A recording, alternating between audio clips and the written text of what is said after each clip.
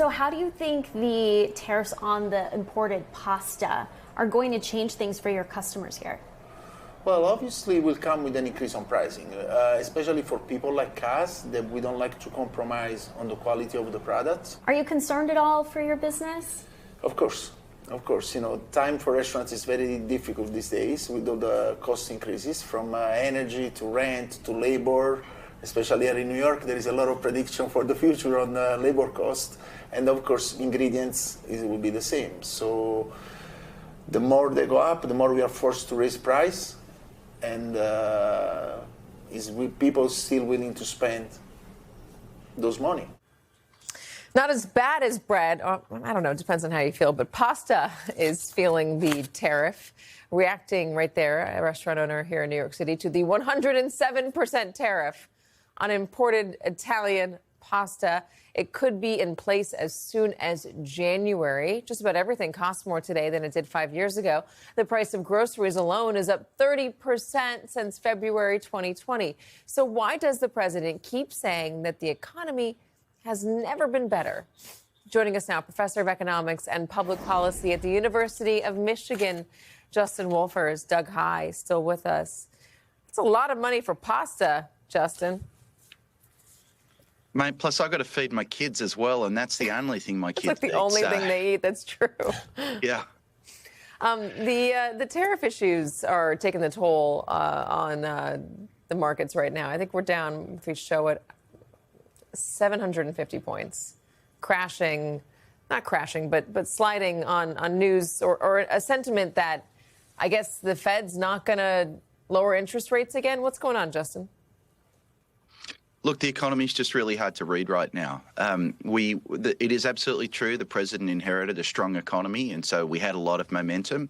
It's also clearly the case that that momentum has slowed, and there's a very clear question about whether it is slowed down to a comfortable sort of a pace or whether it's slowed into something really uncomfortable and is on the cusp of a recession. There's lots of reasons to be fearful of a recession, including some of the uncertainty and tariff mayhem the president has unveiled.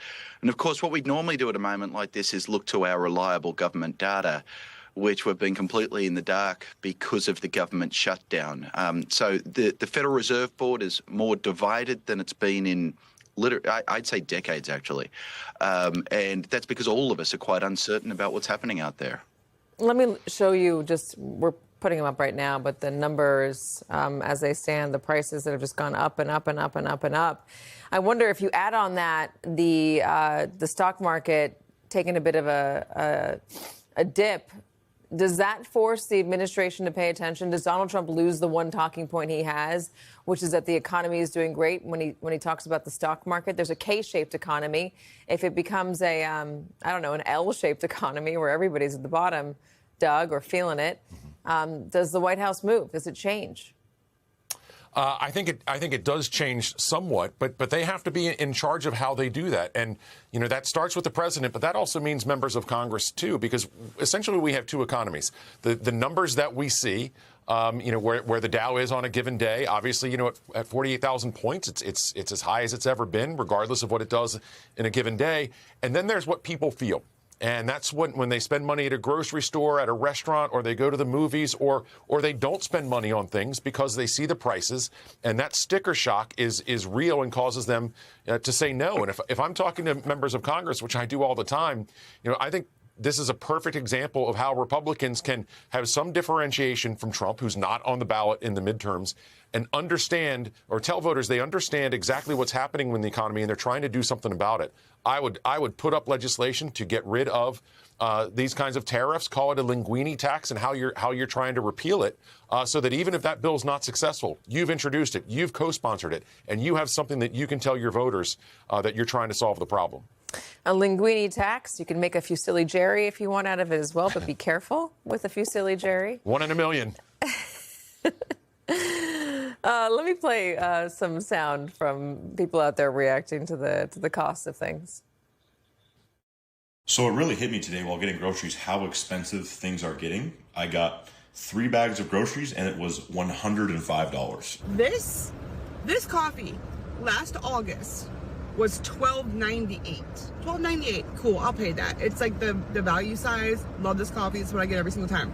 Okay? I just went and got this $19.77. This is what I bought. Right here. Okay? This is it. This is it. This cost me $75. I'm about to show you $10 worth of groceries in America. Bread and eggs, $4.79 and $4.70 something or another. $10 for bread and eggs. Good job. I've never seen a case of coffee, a vat of coffee that big. That's a value add right there. Justin, Donald Trump keeps pointing to the energy market, saying energy prices are going down, and then the prices at large will go down eventually because everything uses energy to get around, and if the energy is cheaper, then the prices will be cheaper. Does he have a point? Look, not really. The problem with this president is that he's lied to us about prices at every possible opportunity. I think it's in time for a real and mature conversation about what prices are and what they're meant to do. The reality is that most economies have some degree of inflation.